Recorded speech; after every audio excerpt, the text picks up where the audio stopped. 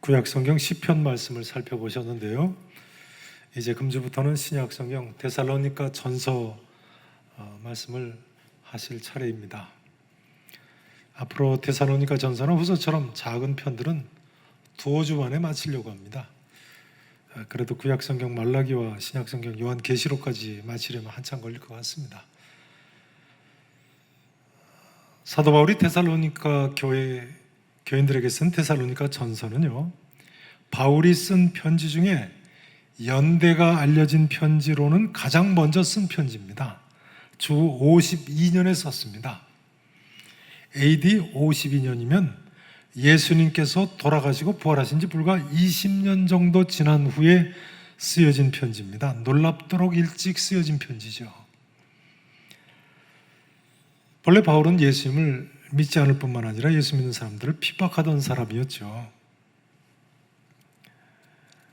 핍박하는 정도가 아니라 예수 믿는 사람을 심지어 죽이려고까지 했던 사람 아닙니까? 그런데 그런 바울이 변화받아서 사도가 돼서 오늘날 그리스의 제2의 도시인 데살로니가에 있는 교회 교우들에게 이 편지를 보냈습니다. 자, 1절 말씀을 한번 같이 읽어보시겠습니다. 데살로니가전서 1장 1절 말씀 함께 읽으십니다. 바울과 실로아노와 디모데는 하나님 아버지와 주 예수 그리스도 안에 있는 데살로니가인의 교회에 편지하노니 은혜와 평강이 너에게 있을지어다. 그처럼 교회를 핍박하던 바울의 첫 인사 말입니다.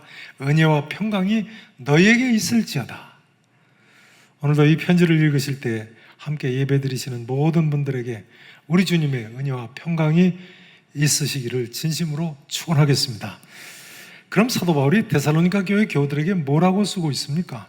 본문 2절 이하의 4절까지 이 내용이 바로 데살로니가 전서 편지 내용의 요점입니다. 한번 보시죠. 2절부터 보시면요, 우리가 너희 모두로 말미암아 항상 하나님께 뭐 한다고요? 감사한다고요. 기도할 때 너희를 기억하면 너희 믿음의 역사와 사랑의 수고와 우리 주 예수 그리스도에 대한 소망의 인내를 우리 하나님 앞에서 끊임없이 기억하기 때문이다. 하나님의 사랑하심을 받은 형제들아, 너희를 택하심을 아노라.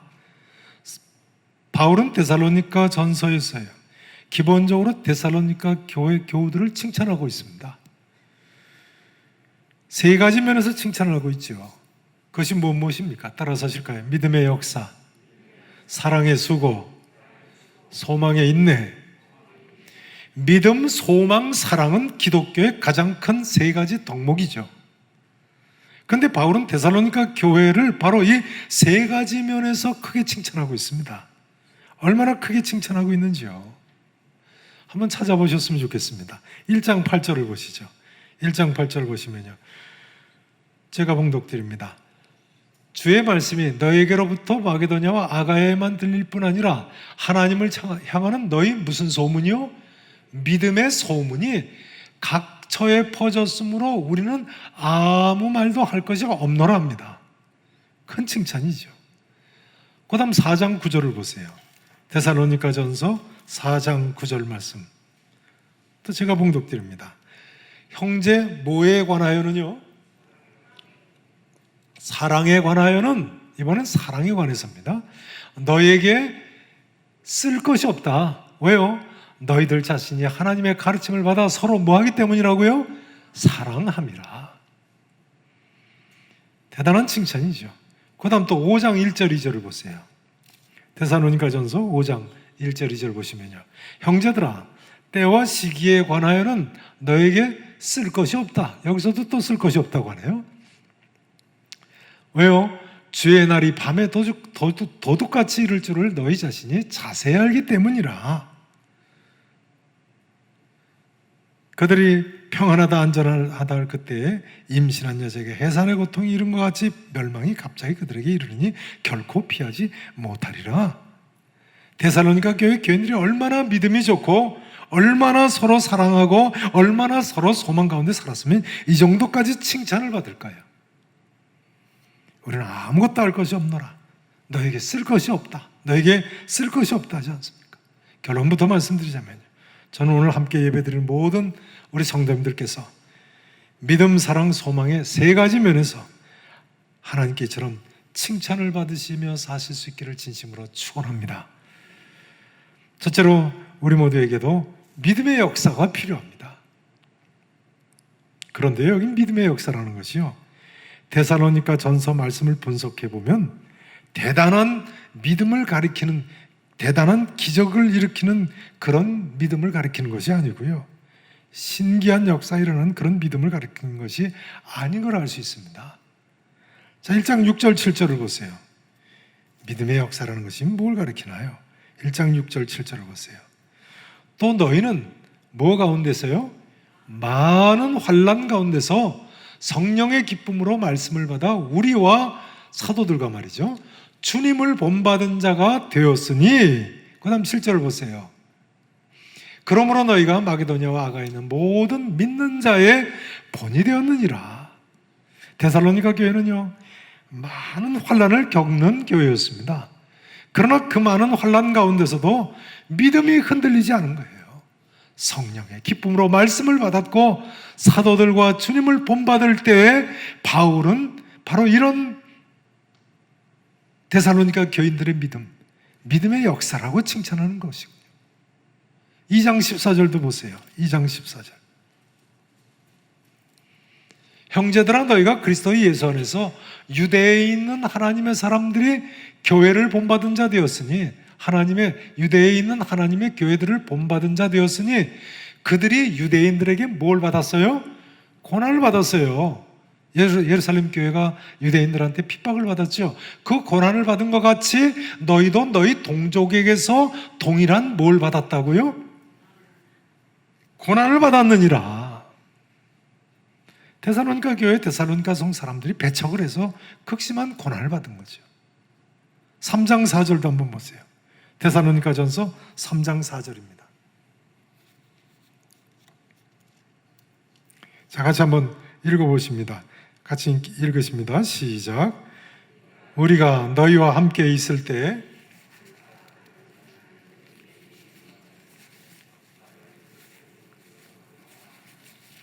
예, 2차 전도여행 때겠죠. 사도 바울이 데살로니가 교회에 가서 세울 때 앞으로 장차 뭐가 있을 거라고 얘기했다고요? 환난을 너희가 받을 것이라고 미리 말하였는데 과연 그렇게 된 것을 너희가 아느니라. 이 데살로니가전서 편지를 받을 때쯤은 그때 얘기했던 그 환난이 맺다는 거예요. 데살로니가 교회는 이처럼 많은 고난과 환난이 있었습니다만, 그러나 믿음이 흔들리지 않을 때 중요한 것은 믿음의 역사가 있다고 칭찬을 받았다는 거예요. 성도 여러분, 요즘 우리에게 어떤 환난, 어떤 고난이 있는가요? 정말 요즘 코로나19 때문에 고난이 많으시죠? 이제 좀 코로나19가 지나가는가 보다 했는데 또 변종 바이러스라는 게 나타나가지고요, 새로운 고난의 기간이 시작됐습니다. 참 생각해보면 기가 막히죠. 어제 방역 4단계로 격상돼서 모든 것이 셧다운 된다는 뉴스를 들으면서 눈물이 나려고 하는 걸 제가 억지로 참았네요. 지난 1년 반 동안 얼마나 힘들었습니까? 교회도 힘들었습니다만 소상공인이나 자영업 하시는 분들 참 생각해보면 눈물겨운 이야기죠. 또다시 그런 고통의 기간을 어쩌면 1년 반 앞으로도 또 그런 고난의 기간을 지나야 할지도 모르죠. 변종 바이러스가 자꾸만 나오면 말이죠. 그러나 성도 여러분, 아무리 고난의 기간이라고 할지라도 하나님 분명히 살아계십니다. 그리고 우리를 도와주시는 분이신 줄로 믿으셔야 합니다. 믿음 흔들리시면 안 됩니다. 믿으실 수 있기를 축원합니다. 간증을 좀 했으면 좋겠습니다. 이 코로나19의 와중에도 저희 교회 은퇴 장로님 한 분이요, 교회에 전자올겐을 기증을 하시겠다고 하셨어요. 지난 주간에 새 전자올겐을 갖다 놔서 여러분 오늘부터는 새 전자올겐 소리를 듣고 계신 겁니다. 잘 귀 기울여 들어보세요. 장로님이 코로나19에 이런 어려운 때인데도 죄송합니다. 다 한 가족 같으니까 말씀을 드리겠습니다. 이 어려운 때 1억 원을 헌금을 하셨어요. 근데 새 전자올겐이 얼마나 되는가 알아보니까 장로님들이 7,500만 원짜리를 샀으면 좋겠다고 그러세요. 자, 그럼 얼마가 남죠? 얼마가 남습니까? 2,500만 원이 남았죠. 근데 그 장로님께서 남은 헌금은 본당 스크린 교체에 쓰자고 또 그러세요. 근데 어느 날 또 다른 권사님 한 분이요,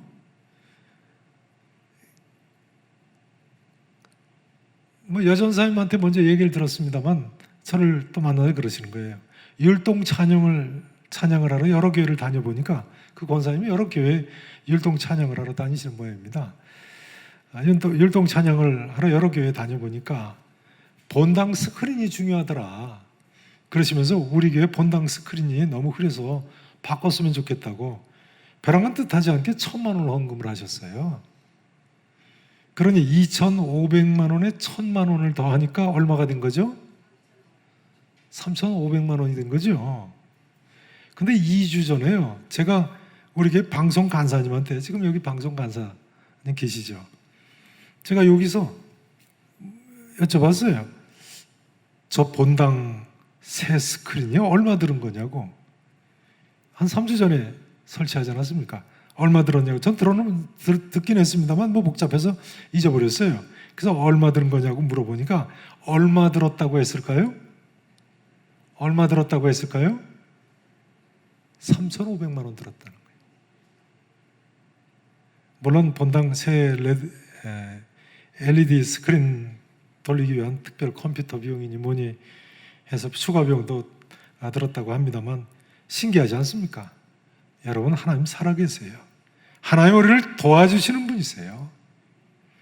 본래 올겐은 또 김포에 있는 우리 노예 목사님 교회 보냈는데 그 교회는 해병대원, 김포 해병대원들이 많이 출석하는, 그것도 제법 넓은 교회입니다. 근데 전자 올겐을 놔야 되는데 놓질 못했었는데 꼭 필요한 걸 또 주셨다고, 감사하다고 전화까지 하시더니 어제 또 마침 우리 교회 노예 사역이 있어서 오셨어요. 또 인사를 하시는 거예요. 여러분, 하나님은 우리를 도와주시는 하나님이신 줄로 믿으시기 바랍니다. 작년에 코로나가 시작되기 전에는 우리 교회에 오시지 못하시는 몇몇 분들만 유튜브 녹화로 설교를 들으셨죠. 근데 코로나19 지역 감염이 심해지면서 많은 분들이 유튜브로 실시간 예배를 드리게 되지 않으셨습니까? 근데 그러고 보니까 우리 교회 예배 영상이 왜 그렇게 박지 못하냐, 또 벼랑간 끊긴다 하는 분들이 많으셨어요. 저는 그동안 집에서 TV가 아니고 핸드폰으로만 녹화 영상을 보다가 보니까 화면이 흐려서 문제가 되는 걸 몰랐습니다, 전혀.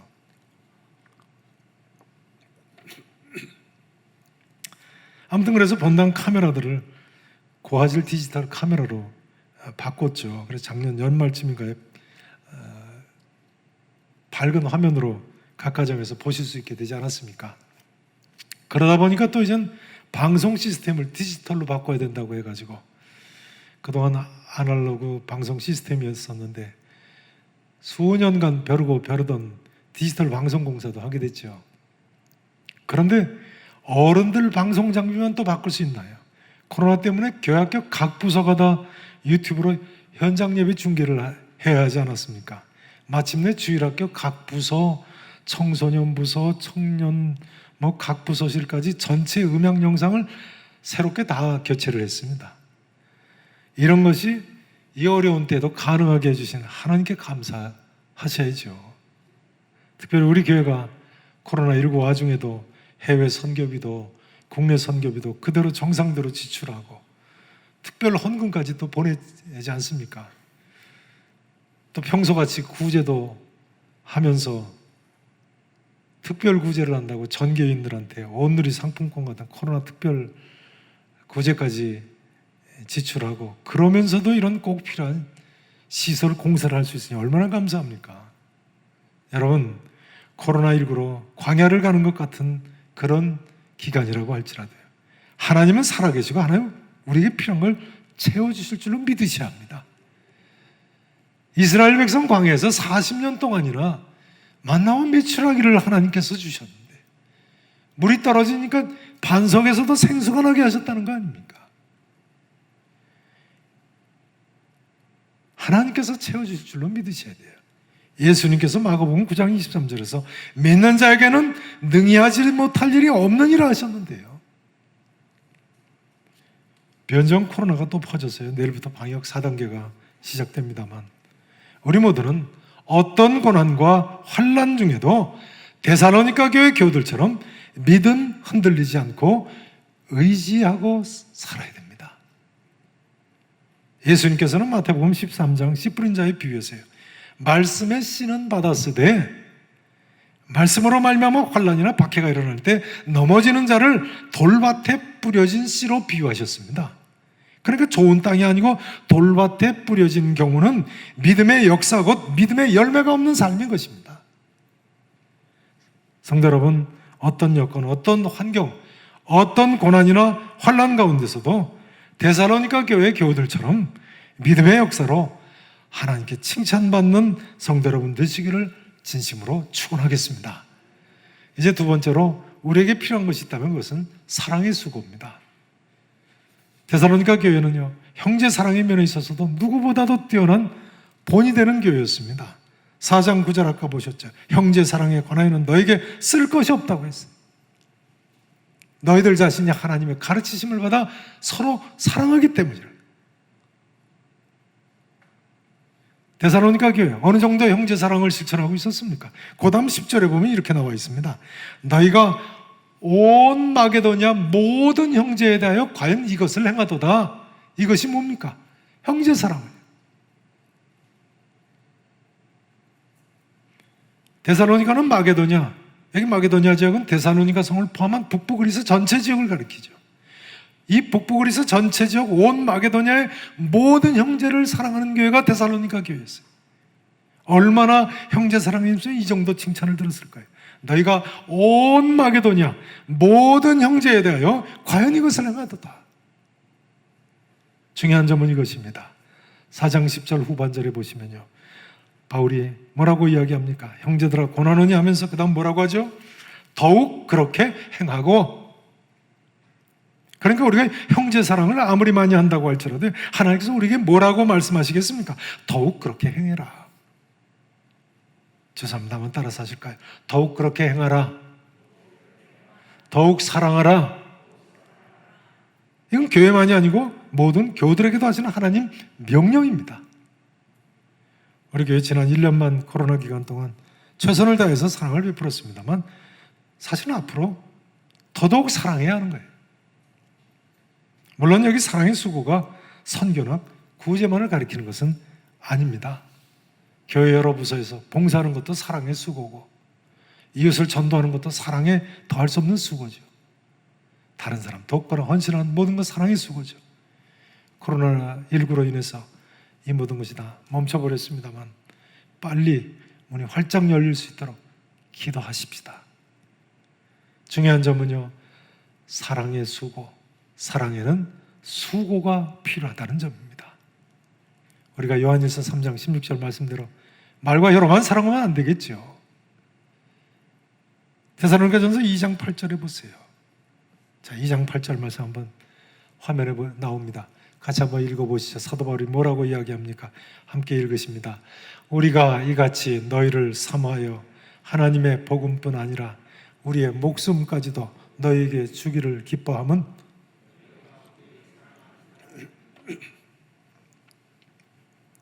바울은요, 얼마나 수고를, 사랑의 수고를 합니까? 우리가 이같이 너희를 사모하여, 데살로니가 교회 교인들을 사모해서요, 보기를 원해서 말이죠. 하나님의 복음뿐 아니라 우리 뭐까지도요? 목숨까지도 너에게 주기를 어떻게 한다고요? 기뻐한다고요. 너희가 우리의 사랑하는 자됨이라. 그러니 얼마나 바울이 사랑의 수고를 하는 것입니까? 위대한 사도가 바로 이런 모습 아니겠습니까? 그렇습니다. 우리 교회건 개인이건 간에 이 하나님 말씀이 가르쳐주고 있는 대로 가정과 직장과 사회 곳곳에서 사랑의 수고를 더욱 많이 사랑하며 일평생 사실 수 있기를 축원합니다. 이제 세 번째로 우리에게 한 가지 더 필요한 것이 있다면 그것은 소망의 인내입니다. 한 번 더 따라서 하십니다. 믿음의 역사, 사랑의 수고, 소망의 인내. 데살로니가 교회는요, 이 소망의 면에서도 칭찬을 받을 만한 교회였습니다. 앞서 5장 1절 2절에 보신 대로요, 형제들아 때와 시기에 관하여는 너에게 쓸 것이 없다고까지 이야기하고 있지 않습니까? 왜요? 주의 날이 밤에 도둑같이 이를 줄을 너희 자신이 자세히 알기 때문이라. 여러분, 인류의 역사는 분명히 종말의 때가 있을 것입니다. 임신한 여자에게 해산의 고통이 이른 것 같이 멸망이 갑자기 이를 때가 있다고 하지 않습니까? 결코 피하지 못하리라고 5장 3절에서 분명히 이야기하고 있지 않습니까? 글쎄요, 오늘 함께 예배 드리시는 분들 중에 인류 역사에 종말이 있을 것이라는 사실을 얼마나 받아들이시는지 모르겠습니다. 그러나 이것은 사실입니다. 오늘날 과학자들도요, 우리가 사는 이 지구 땅덩어리가 어느 한 날 멸망할 것으로 받아들이고 있죠. 100% 멸망할 것으로 받아들이고 있죠. 그런데요, 기독교인들은 이처럼 역사에 종말이 있을 것이라고 믿는 이외에 동시에 한 가지 더 믿는 것이 있습니다. 그것은 그 종말의 때에 예수님께서 다시 오신다는 사실입니다. 그때가 되면 2000년 전 이스라엘 땅에 십자가에 못 박혀 돌아가신 예수님께서 부활하시고 승천하시면서 제자들에게 약속하신 대로 분명히 다시 오실 것입니다. 이것은 기독교회가 2000년 동안 믿고 고대하고 기다려온 대진리입니다. 인류의 종말이 올 것이다. 예수님께서 다시 오실 것이다. 오늘 성경 말씀도 보세요. 인류의 종말이 임할 때 예수님께서 분명히 다시 오신다고 확실하게 가르치고 있지 않습니까? 데살로니가전서 4장 13절 이하를 좀 보세요. 이렇게 나와 있죠. 형제들아 자는 자들에 관하여는, 여기 자는 자들은 죽은 자들을 가리킵니다. 믿음 안에서 예수 믿다 자는 자들이죠. 너희가 알지 못함을 우리가 원하지 아니하노니 이는 소망 없는 다른 이와 같이, 불신자들과 같이요, 뭐하지 않게 하려 함이라고요? 슬퍼하지 않게 하려 함이라. 그 다음 보세요. 우리가 예수께서 죽으셨다가 다시 살아나심을 믿을진데 이와 같이 예수 안에서 자는 자들도 하나님이 그와 함께, 그리스도와 함께 어떻게 하신다고요? 데리고 오시리라. 여러분 혹시 일찍 세상 떠난 분들 때문에 슬퍼하십니까? 바울 사도에 의하면요, 그렇게까지 슬퍼할 필요는 없다는 거예요. 왜요? 일찍 세상 떠난 분들 예수님처럼 다시 살아날 것이기 때문에, 부활하신 예수님께서 또한 다시 오실 때 함께 데리고 오실 것이기 때문에 그렇게까지 크게 낙심하고 슬퍼할 필요 없다는 거예요. 그 다음 4장 16절 이하를 또 보세요.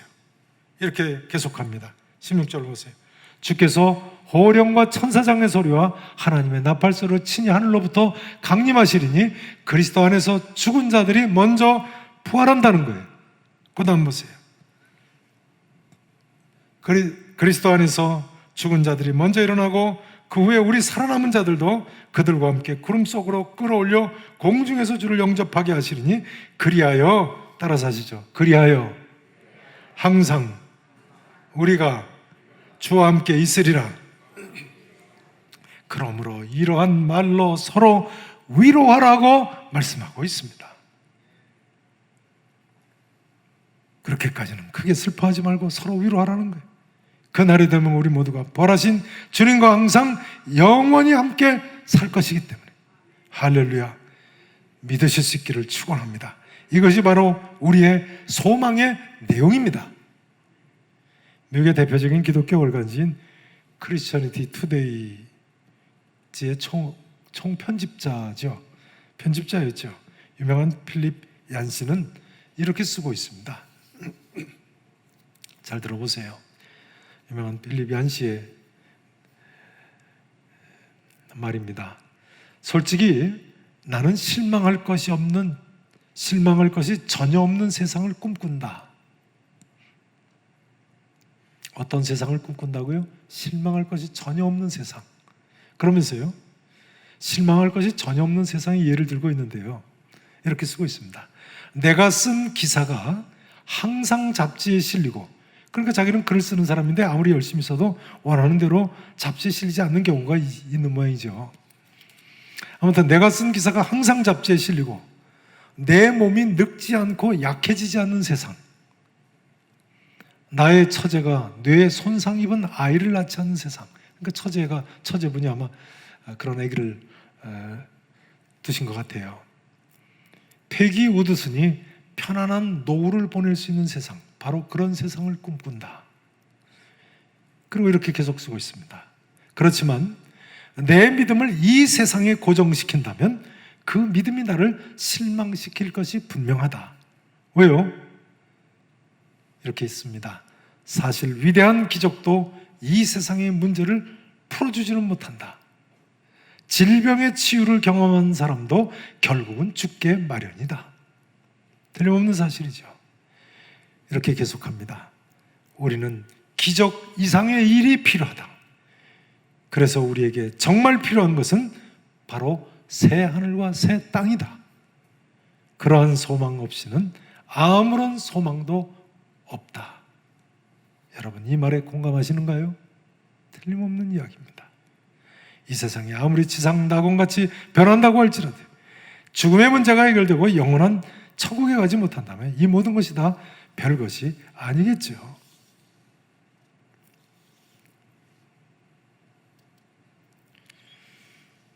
이제 중요한 점은 이것입니다. 소망이란 우리 눈에 보이지 않는 것을 믿음으로 바라는 것이기 때문에요. 인내가 필요하다는 점입니다. 무엇이 필요하다고요? 인내가요. 지난 2000년 1월 1일에 시한부 종말론이다, Y2K다 하면서 이단들이 예수님 다시 오신다고 잘못된 주장을 펼쳤습니다만 안 오셨죠. 그때 CNN 방송에 빌리 그레엄 목사님이 나오셨던 기억이 있습니다. 미국 CNN 방송 사회자가 빌리 그레엄 목사님한테 그렇게 질문하더라고요. 아직도 그리스도의 재림을 믿느냐고요. 아직도 그리스도의 재림을 믿느냐. 그러니까 빌리 그레엄 목사님 그러시는 거예요. 예수님은 100년 후에 오실지 1000년 후에 오실지 아무도 모른다고요. 아주 성경적인 답변이죠. 중요한 점은요, 그렇기 때문에 우리에게 필요한 한 가지가 있는데 그것은 인내입니다. 예수님 100년 후에 오실지 1000년 후에 오실지 아무도 모르니까요. 물론 예수님은 오늘 오실지도 모르고 내일 오실지도 또한 아무도 모릅니다. 그렇기 때문에 우리는 늘 깨어 기도하며 인내함으로 주님의 재림을 기다려야죠. 그런데요, 우리에게 고난이 심하면 심할수록 우리에게 필요한 것은 소망 중에 인내하는 것이 필요합니다. 코로나19로 많은 사람들이 고통받고 세계 각지에 나가 있는 선교사님들까지 희생되는 걸 보니까요, 이제는 정말 소망의 인내를 강조하지 않을 수 없다는 느낌이 듭니다. 우리 계산의 성도님들, 데살로니가 교회의 교우들처럼 소망의 인내로 하나님을 기쁘시게 해드리시기를 진심으로 다시 한번 축원하겠습니다. 이제 말씀 정리를 해야 되겠습니다. 4절 말씀을 다시 한번 읽어보셨으면 좋겠습니다. 데살로니가 전서 1장 4절 말씀입니다. 자, 같이 다시 읽어보십니다. 각가정에 계신 분들도 다 함께 같이 읽으시죠. 하나님의 사랑하심을 받은 형제들아, 너희를 택하심을 아노라. 바울은 데살로니가 교회 교인들에게요, 하나님의 사랑하심을 받은 형제들아, 너희를 뭐하심을 안다고 했습니까? 택하심을 아노라 합니다. 흔히 세상 사람들에게요, 예수님 믿으라고 하면요, 내가 하나님한테 선택받은 사람이죠, 어떻게 하느냐고 합니다. 교회 다녀도 선택받지 않은 사람은 소용없는 것 아니냐고. 선택받은 사람 마침내 구원받지 못하는 것, 받지 않은 사람은 마침내 구원받지 못하는 것 아니냐고. 선택받았다면 또 교회 안 나가도 구원받는 것 아니냐고. 그렇게까지 이야기하는 사람들 있죠. 그러나 그렇지 않습니다. 우리는 내가 하나님의 선택을 받은 사람인지 알 수 있습니다. 구원을 확신할 수 있습니다. 오늘 본문이 바로 그 점을 보여주고 있는 것입니다. 어떤 사람이 선택받은 사람이에요? 어떻게 알 수 있어요? 선택받은 사람인지? 다시 한번 3절 4절을 보세요. 너희의 믿음의 역사와 사랑의 수고와 우리 주 예수 그리스도에 대한 소망의 인내를 우리 하나님 아버지 앞에서 끊임없이 기억하고 감사하고 기도할 때마다 기억함이니 하나님의 사랑하심을 받은 형제들아 너희를 뭐하심을 안다고요? 택하심을 아노라. 바울은요 데살로니가 교회 사람들이 믿음의 역사, 사랑의 수고, 소망의 인내가 있는 것을 보니까 하나님이 사랑하시는 사람들이 확실하다는 거예요. 따라서 하나님께서 택하시는 사람들이 틀림없다는 거예요. 맞는 이야기죠. 사랑하시는 성도 여러분, 참으로 우리에게 믿음의 역사, 사랑의 수고, 소망의 인내로 인해서 구원을 확신하는 가운데 하나님을 기쁘시게 해드리기를 진심으로 바랍니다. 이제 마지막으로 데살로니가전서 전체 요약이고 결론인 한 구절을 다 같이 읽고 마치겠습니다. 데살로니가전서 5장 6절 8절입니다. 자, 5장 6절 말씀을 보십니다. 제가 봉독을 드립니다. 그러므로 우리는 다른 이들과 같이 자지 말고 오직 따라서 하시죠. 깨어 정신을 차릴지라. 깨어 정신을 차릴지라. 그 다음 7절 말씀입니다. 자는 자들은 밤에 자고 취하는 자들은 밤에 취하되 우리는 낮에 속하였으니 따라서 하실까요? 정신을 차리고 믿음과 사랑에 호심경을 붙이고, 호심경을 저는 흉배죠. 가슴에 붙이는 패입니다. 호심경을 붙이고 따라서 하십니다. 구원의 소망에 투구를 쓰자. 다시 한번 따라서 하십니다. 깨어 정신을 차리고 믿음과 소망, 사랑에 호심경을 붙이고 구원의 소망에 투구를 쓰자. 이 자리에 계신 모든 분들께서요, 이 예배에 동참하시는 모든 분들께서요, 믿음, 소망, 사랑 이 세 가지 면에서 아무 부족함이 없이 하나님을 기쁘시게 해드리는 하나님의 사람들이 되실 수 있기를 우리 구주 예수 그리스도 이름으로 간절히 축원하겠습니다. 기도하시겠습니다.